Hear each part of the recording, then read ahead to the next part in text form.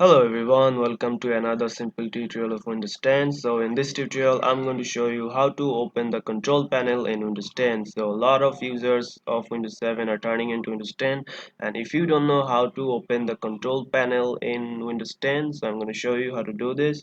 So it's very easy tutorial for you. So you just have to go to search bar and search for control panel. So you just have to type CONTR.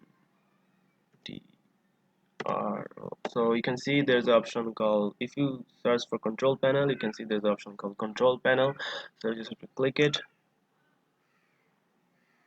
and now we can see there's a control panel is open.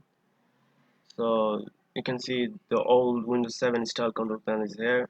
So first when you open up, it will be like this.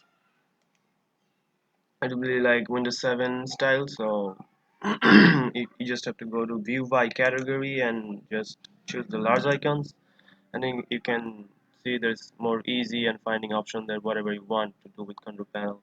So this is a very easy simple tutorial for you guys. Hope you find this video helpful.